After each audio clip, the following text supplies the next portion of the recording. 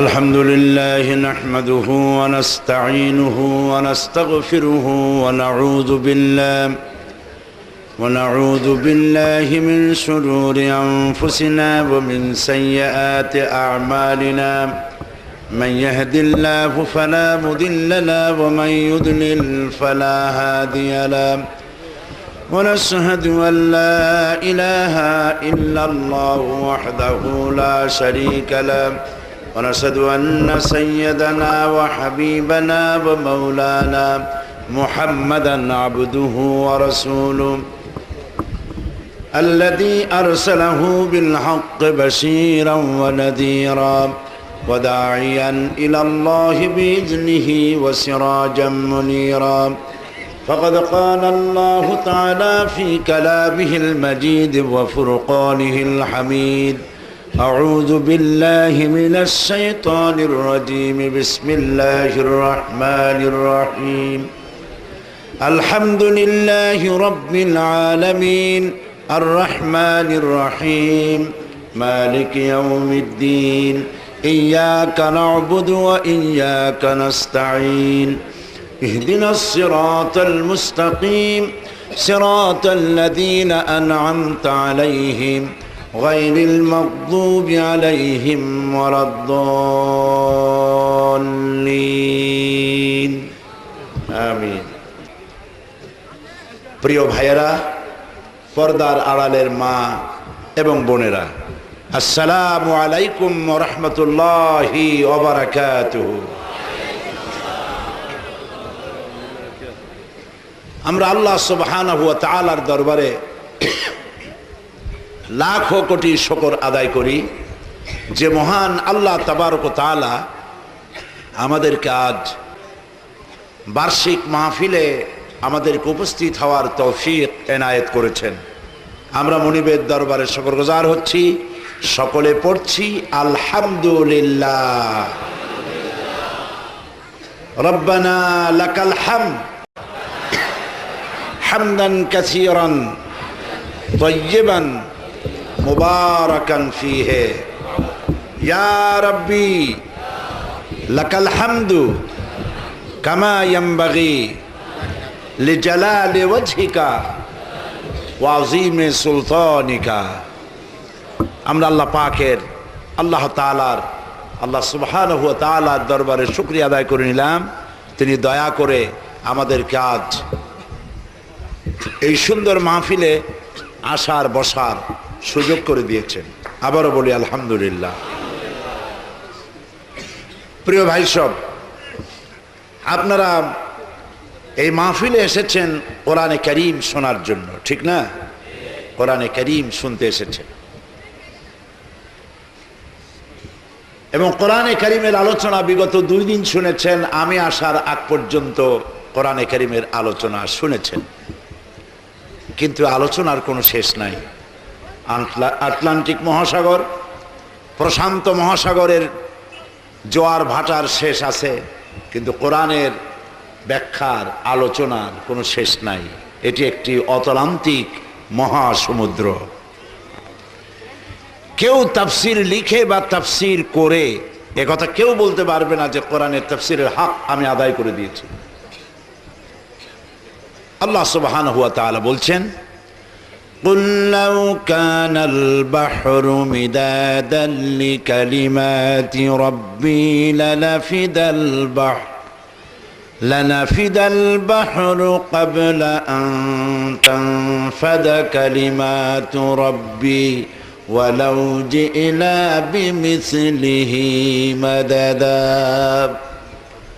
আল্লাহ রাব্বুল আলামিন বলেন, নবী আপনি বলুন, আমার রবের কালেমার ব্যাখ্যা লেখার জন্য যদি তামাম পৃথিবীর সমস্ত সমুদ্র মহাসমুদ্রের পানিগুলি যদি কালি হয়ে যায়, আর তাই দিয়ে যদি আমার রবের কালেমার ব্যাখ্যা লেখা যদি শুরু হয়ে যায়, সমস্ত পানিগুলি শেষ হয়ে যাবে, আমার রবের কালেমার ব্যাখ্যা লেখা শেষ হবে না। বিশাল নিয়ামত আল্লাহ আমাদের দান করেছেন, যার নাম হচ্ছে কোরআন। বলেন নাম কি? যা কোনোদিন পুরাতন হবে না, যা কোনোদিন জীর্ণ হবে না। নবী করিম সাল্লাল্লাহু আলাইহি ওয়াসাল্লাম বলেছেন, লা তুহসা আজাইবুহু ওয়ালা তুবলা গারাইবুহু। কোরআনে কারীম এর আশ্চর্যকারিতা, বিস্ময়কারিতার কোনো শেষ নাই। আর কোরআনে কারীম কোনোদিন পুরাতন হবে না, জীর্ণ হবে না। ফিহে মাসাবিহুল হুদা ওয়া মানারিল হিকমা। আর এই কোরআন হচ্ছে হেদায়েতের সুউচ্চ মশাল এবং বিজ্ঞানের সুউচ্চ মিনার। প্রিয় ভাই সব, কোরআনে কারীম আল্লাহ রাব্বুল আলামিন এই পৃথিবীর মানুষের জন্য আযীম নিয়ামত হিসেবে দান করেছেন, যা শুধু মুসলমানদের জন্য নয়, হুদাল লিন্নাস, বিশ্বের সমগ্র মানব মণ্ডলীর জন্য আল্লাহ পাক কোরআনে কারীমকে হেদায়েতের কিতাব হিসেবে নাজিল করেছেন। সুবহানাল্লাহ। এই কোরআন আল্লাহ পাক পৃথিবীতে নাজিল করেছেন এই জন্য যে আমরা এটাকে শুধু তেলাওয়াত করব, চুমা খাইব, মাথায় লাগাইব, এই জন্য নাজিল হয়েছে। না কি বলেন? এই জন্য আসছে না, বোঝার জন্য এসেছে। আমাদের দেশে বহুত মুসলমান এমন আছেন যারা মসজিদের ভেতরে বসে মাথায় টুপি লাগিয়ে মুসলমান মসজিদের ভেতরে বসে বলে যে কোরআন আমরা বুঝবো না, আমরা হলাম পাবলিক, আমরা কোরআনের বুঝবো কি?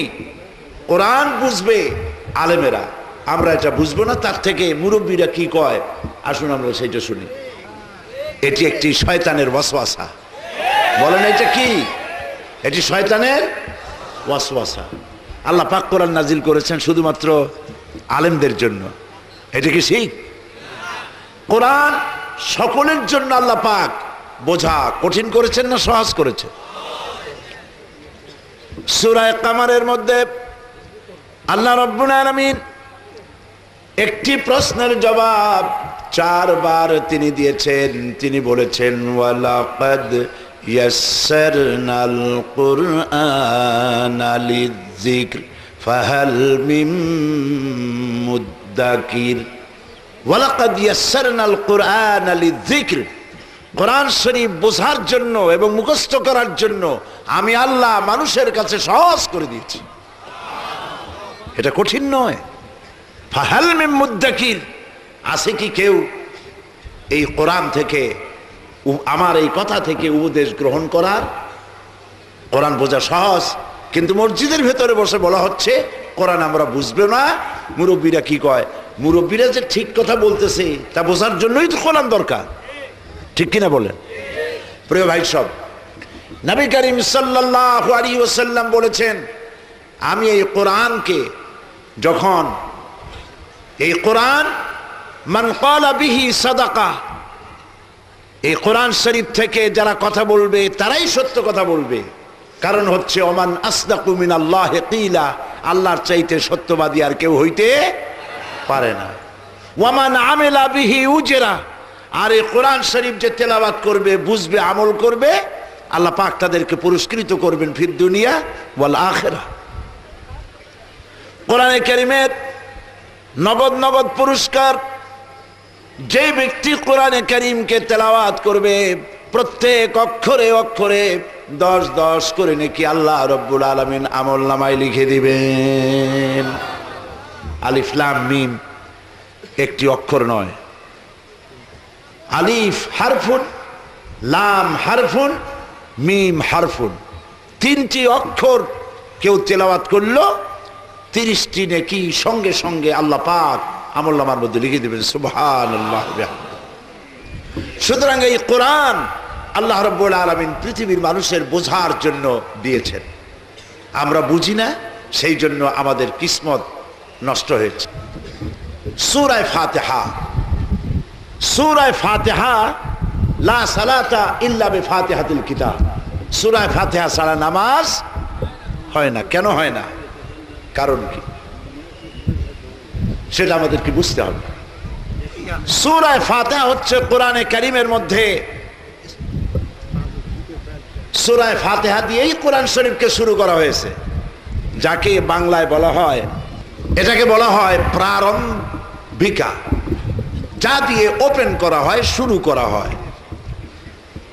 নইলে কোরআন শরীফের ধারা বিন্যাস ওহী যেভাবে নাজিল হয়েছে প্রথম, ওইভাবে যদি সূরাগুলি বিন্যস্ত করা হতো তাহলে প্রয়োজন ছিল সূরা আলাক দিয়ে কোরআন শরীফকে শুরু করা,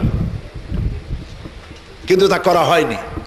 কোরআনে কারীম কিভাবে বিন্যস্ত হবে, সূরাগুলি কিভাবে সাজানো হবে, তার ডিরেকশন দিয়েছেন আল্লাহ রাব্বুল আলামিন। সুবহানাল্লাহ বলুন। এর অথেন্টিসিটি, এর অরিজিনালিটি, এর পিউরিটি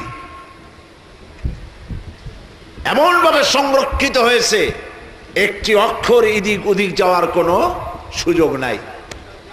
আপনারা জানেন কোরআনে কারীমের মধ্যে মোট সূরা সংখ্যা কয়টা? 114টা। প্রত্যেকটি সূরার শিরোনামে বিসমিল্লাহির রহমানির রহিম আছে, একটাই নাই। কোনটা? সূরা তওবা। কেন নাই? কারণ হচ্ছে আল্লাহ রাব্বুল আলামিন যখন তার স্পেশাল মেসেঞ্জার রূহুল আমিন শাদীদুল কুওয়া হযরতে জিবরাইল আলাইহিস সালামকে যখন ওহী দিয়ে পাঠিয়েছেন এই সূরা, তখন আল্লাহ পাক নিজেই বিসমিল্লাহ বলেন নাই। আর যখন হযরতে জিবরাইল এটাকে অবতীর্ণ করেছেন, তিনিও বিসমিল্লাহ বলেন নাই। যখন নবী করিম সাল্লাল্লাহু আলাইহি সাল্লাম এটাকে পেশ করেছেন কাতেবে ওহী, তাদেরকে লিখতে বলেছেন, তখন তিনি বিসমিল্লাহ পড়েন নাই।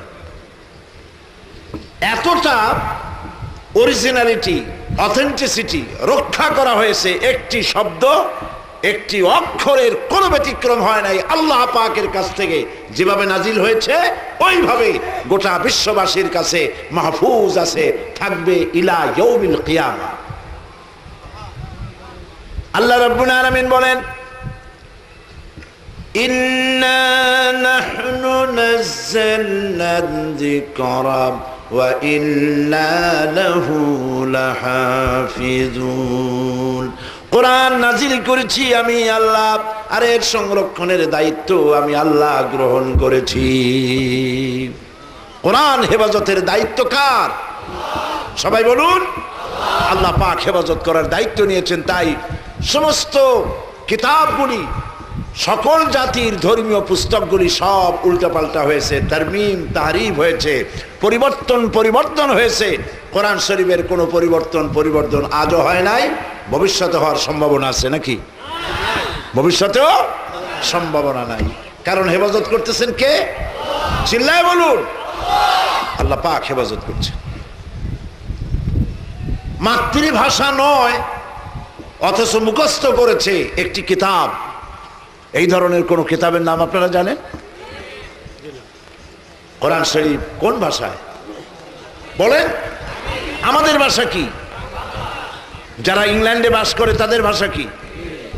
যারা ফ্রান্সে বাস করে তাদের ভাষা কি? যারা পাকিস্তানে বাস করে তাদের ভাষা কি? হাজারো ভাষার লোক। কোরআন শরীফ মাতৃভাষা নয়, অথচ গোটা কোরআন মুখস্থ করেছেন। আল্লাহ পাক বলেন, কোরআন মুখস্থ করা আমি আল্লাহ সহজ করে দিয়েছি।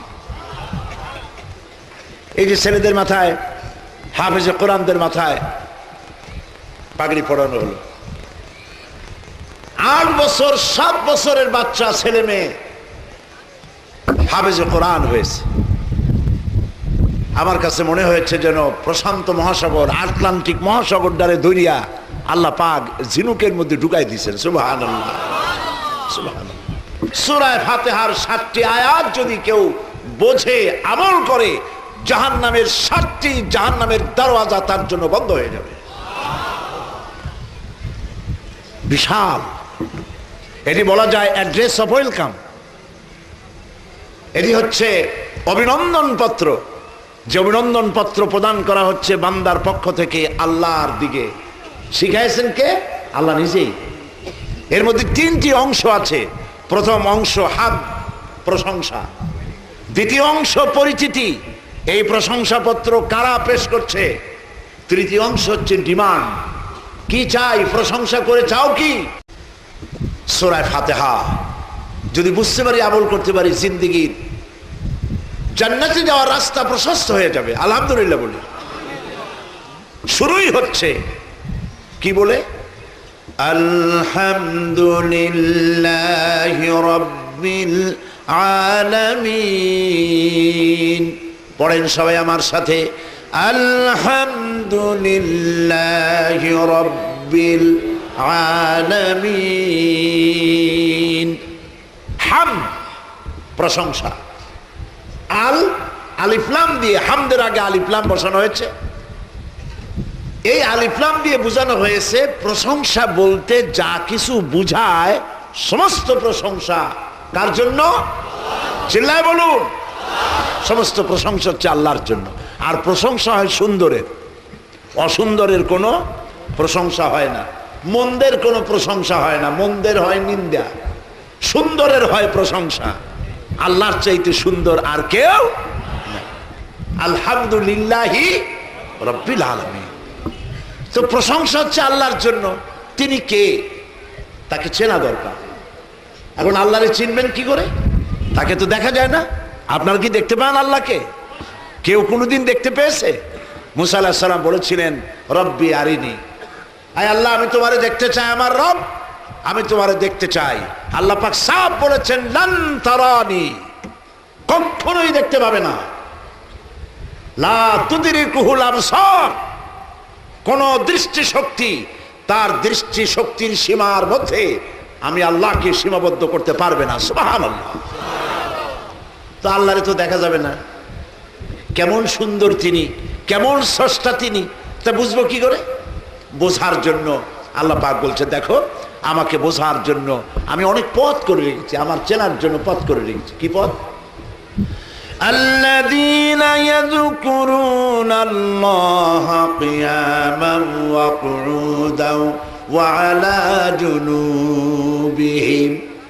এই আয়াতের আগে আল্লাহ পাক বলছেন ইন্না ফি খালকিস সামাওয়াতি ওয়াল আরদি ওয়া ইখতিলাফিল লাইলি ওয়ান নাহার লাআয়াতিন লিউলিল আলবাব। নিশ্চয়ই আকাশ আর জমিনের সৃষ্টির ভেতরে, রাত আর দিনের পরিবর্তনের ভেতরে যারা জ্ঞানবান তাদের জন্য আমি রেখেছি নিদর্শন। সুবহানাল্লাহ বলে নিদর্শন রেখেছি। কাদের জন্য? বুদ্ধিমানদের জন্য নয়, জ্ঞানবানদের জন্য। আল্লাহ পাক নিজেকে আলিম বলেছেন এবং বলেছেন আমি জ্ঞান দান করেছি, বুদ্ধি দান করেছি। কথা আল্লাহ পাক কোরআন শরীফে বলেন নাই। আল্লাহ পাক বলেছেন ওয়ালাকাদ আতাইনা লুকমানাল হিকমা, আমি লোকমানকে কি দান করেছি? বুদ্ধি না জ্ঞান? জ্ঞান দান করেছি। ওয়ালাকাদ আতাইনা দাউদা ওয়া সুলাইমানা ইলমা, আমি দাউদ এবং সুলাইমানকে কি দিয়েছি? জ্ঞান দান করেছি। আল্লাহ পাক কোরআন শরীফে কথা বলেন নাই যে আমার কাছে দোয়া করো আয় আমার রব আমাদের বুদ্ধি বাড়িয়ে দাও, এই কথা বলেন নাই। কি বলেছেন? রব্বি জিদনি ইলমা। পড়েন না রব্বি জিদনি ইলমা, রব্বি জিদনি ইলমা, আয় আমার রব আমার জ্ঞানকে তুমি বৃদ্ধি করে দাও। সুবহানাল্লাহ।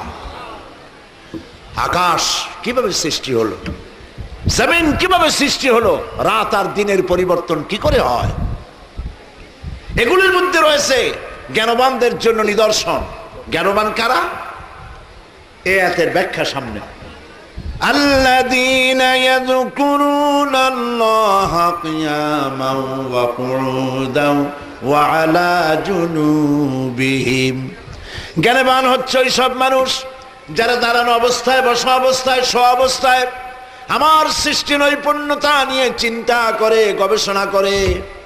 আর চিন্তা গবেষণা করে এক পর্যায়ে গিয়ে খেই হারিয়ে ফেলে বলে রব্বানা মা খালাকতা হাযা বাতিলা সুবহানাকা ফাকিনা আযাবান নার। আল্লাহ তাআলা কোনো কিছুই তুমি নিরর্থক সৃষ্টি করো নাই, সবগুলি মানুষের খেদমতে তুমি সৃষ্টি করেছ। বড় বড় বিজ্ঞানীরা বলেছেন হিমালয় পাহাড়ের উচ্চ শিখর থেকে শুরু করে আটলান্টিক মহাসাগরের অতল তলদেশ পর্যন্ত যেখানে যা কিছু আছে সব মানব সেবায় নিয়োজিত। সুবহানাল্লাহ। এই জন্য মোরাকাবা কি? চাদর একটা মুড়া দিয়া তারপরে চোখ বুঝিয়া ওই যে কলবের কথা বলেছেন, কলব সাফ করা। ইল্লাল্লাহ এত জোরে বলে মসজিদের ছাদ ফাটিয়ে যাওয়ার কায়দা। কলব তাতে থাকলেও পারে, গেলেও পারে। মোরাকাবা গবেষণা করা, আল্লাহর সৃষ্টি নৈপুণ্যতার উপরে কলা কৌশলের উপরে গবেষণা করো। নবীজি বলেছেন আল্লাহর সৃষ্টি কলা কুশলতার উপরে, সৃষ্টির নৈপুণ্যতার উপরে 1 ঘন্টা যদি কেউ চিন্তা করে, গবেষণা করে, রব্বুল আলামিন তার আমলনামায় 60 বছরের নফল ইবাদতের সব লিখে দিবে। এই কারণেই দিবেন, আল্লাহর সৃষ্টি চিন্তা করে মানুষ মাথা নত হয়ে যাবে। দেয়ার ইজ নো গড, এই ধরনের কথা বলার মতো ছাগলামি করবে না। ছাগলেরাই বলে দেয়ার ইজ নো গড, স্রষ্টা বলতে কেউ নেই। আর বলে কি পাগলের মতো, কয় আনসিন ইজ নাথিং, যা দেখি না তা বিশ্বাস করি না। এই কথাটা বলে কিসের ব্যাপারে? আল্লাহর ব্যাপারে। যা দেখি না বিশ্বাস করি না। আচ্ছা ফুল দেখো, ফুলের তো ঘ্রাণ দেখো না, বিশ্বাস তো করো। অক্সিজেন নাই এ কথা কেউ বলবে? অক্সিজেন দেখা যায় কিন্তু বিশ্বাস তো করে। ইথার দেখা যায় না, বিশ্বাস তো করে। বাতাস দেখা যায় না, বিশ্বাস তো করে। এরপরেও আল্লাহ রাব্বুল আলামিনের অস্তিত্ব সম্পর্কে কপাল পোড়ারা অস্বীকার করে। সুতরাং সৃষ্টির ভিতরে মানুষ যদি চিন্তা করে, গবেষণা করে, মাথা নত হয়ে যাবে। আর সে বলবে রব্বানা মা খালাকতা হাযা বাতিলা, এর কোনো কিছুই তুমি নিরর্থক করে পয়দা করনি, আমাকে জাহান্নামের কঠোর শাস্তি থেকে রক্ষা করো। সুবহানাল্লাহ। তিনি হচ্ছেন আল্লাহ, যিনি এসব কিছুকে সৃষ্টি করেছেন। এই সুন্দর আকাশ, এক শ্রেণীর কপাল পোড়া দার্শনিক বিজ্ঞানী তারা বলেন আকাশ বলে কিছু নাই, অনেক দূর, সেই জন্য নীলে নীলে দেখা যায়। আকাশ বলে কিছু নেই। আর বলে আল্লাহরে বিশ্বাস করি না, আল্লাহরে দেখি না। আরে বাবা, তুমি নিজেরে দেখো। তুমি আল্লাহরে দেখতে চাও, তুমি কি নিজেরে দেখো? নিজের এই যে দেহ, আপনার দেহ দিয়ে আপনার মাথার পিছনটা দেখতে কেমন, আয়নার সাহায্য ছাড়া দেখতে পারেন কি? বলেন না। আপনার পিঠ কেমন, আয়নার সাহায্য ছাড়া দেখতে পারেন? বেটা নিজের শরীরে নিজে দেখো না, আয়না ছাড়া। এই শরীরের স্রষ্টাকে দেখতে চাও, সাহস তো কম না। আল্লাহ রাব্বুল আলামিন তিনি সব সৃষ্টি করেছেন। প্রশংসা সেই আল্লাহর জন্য। প্রশংসা কার জন্য? আল্লাহর জন্য। এখন শিয়াল, কুকুর, বাঘ, সিংহ যেগুলি জঙ্গলে থাকে, গৃহপালিত নয়, সেজন্য গায়ে ছোট্ট ছোট্ট পশম দিয়ে দেওয়া হয়েছে। যেখানে 12 মাস বরফ পড়ে, চরম ঠান্ডা, সেই শীত প্রধান দেশে জঙ্গলি প্রাণীগুলির গায়ে লম্বা লম্বা পশম দিয়ে রব্বুল আলামিন এমন সুন্দর চামড়া কম্বলের ব্যবস্থা করে দিয়েছেন। গায়ে একটা চিরস্থায়ী কম্বল দিয়ে শরীরটাকে ঘিরে রেখেছে, যেন প্রাণী কষ্ট না পায়। তার নাম হচ্ছে রব। আল্লাহরে চেনার জন্য শীত প্রধান দেশে যাওয়ার দরকার নাই। কপাল যদি ভালো থাকে, নিজের শরীর দিয়ে আল্লাহরে চেনা যায়। সুবহানাল্লাহ। নিজের শরীরটার দিকে তাকান তো, কিভাবে আপনাকে আল্লাহ পাক তৈরি করেছেন, কি কায়দায় তৈরি করলেন। দারুণ বলেছে মানুষ হলো বান্দর। কে বলেছে? ও নিজে বান্দর, সেই জন্য মানুষকে বান্দর মনে করছে। মানুষ বান্দরের থেকে আসে নাই, মানুষ আসছে আদম থেকে, আদম আসছে মাটি থেকে। সুবহানাল্লাহ। এই মানুষকে আল্লাহ রাব্বুল আলামিন সৃষ্টি করলেন মাতৃগর্ভের ভেতরে। মহান আল্লাহ রাব্বুল আলামিন বলেন, নিজের দিকে তাকাও, কেমনে আমি তোমারে বানালাম। ইন্না খালাকনাকুম মিন তুরাবিন সুম্মা মিন নুতফাতিন সুম্মা মিন আলাকাতিন সুম্মা মিন মুদগাহ। মাতৃগর্ভের ভিতরে এক ফোঁটা নাপাক পানি, মাতৃগর্ভের ভিতরে আল্লাহ রাব্বুল আলামিন রক্ত বানালেন, গোশত বানালেন, হাড্ডি দিয়া বডি স্ট্রাকচার তৈরি করে ফাকাসাউনাল ইযামা লাহমা, গোশত হাড্ডির উপরে দিয়া চামড়া দিয়ে সুন্দর করে একটি মানুষের আকৃতি দান করলেন। সুম্মা নুখরিজুকুম তিফলা, এরপরে বাচ্চার আকারে মায়ের পেট থেকে আল্লাহ বের করে নিয়ে আসলেন। আর যখন মায়ের পেটে ছিলে, ওই জায়গাটা সম্পর্কে আল্লাহ পাক বলেছেন ফি কারারিম মাকিন, একটি সুরক্ষিত জায়গায় রেখেছিলাম, যেখানে কোনো পলিউশন, কোনো রোগের জার প্রবেশ করার কোনো সুযোগ ছিল না। সুবহানাল্লাহ। এখন পৃথিবীতে বাচ্চা এলো, পৃথিবীতে আসছে, অসংখ্য পলুয়েশন, রোগের জার, বিষাক্ত পরিবেশ। এই বাচ্চা বাঁচবে কি করে? পানি খাবে, ওর মধ্যে আর্সেনিক। দুধ খাবে, দুধের মধ্যে ভেজাল। চতুর্দিক থেকে রোগ তাকে আক্রমণ করতেছে।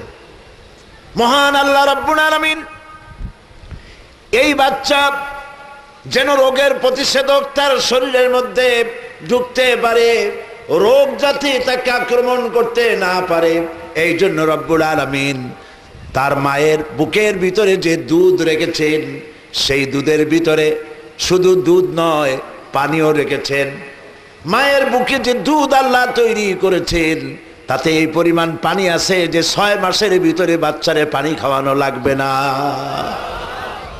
চাও সুবহানাল্লাহ কইতে ইচ্ছা করে না? এর ভিতরে রয়েছে ভিটামিন, রয়েছে ক্যালসিয়াম, রয়েছে প্রোটিন, রয়েছে আয়রন, যা দরকার শরীরে আল্লাহ পাক মায়ের দুধ দিয়ে তা তৈরি করে রেখেছেন। সুবহানাল্লাহ। এই দুধ বাচ্চা যতক্ষণ না আসতেছে মায়ের বুকের দুধ তৈরি হয় না। যখন সন্তান আসবে আল্লাহ পাক দুধ তৈরি করে দিবেন। আল্লাহর চিন্তিকে অনেক দূর যাওয়া লাগে, গরুর কাছে যান, সেখানেও চেনা যাবে। গরুর পেট থেকে বাছুর বেরোলো, বাছুরে কে শিখাই দিল যে তোর মায়ের পিছনের অংশে তোর খাবার আছে, ওইখানে যাইয়া ওলানে মুখ দে, দুধ পাবি? কে শিখাইছে? কে শিখাইছে? লক্ষ্য করেছেন? বাছুর দুধ টানতে গিয়ে ওলানে মাথা দিয়া গুঁতো মারে, দেখছেন কখনো? না জম্মের মতো সর খান, দেখেন না?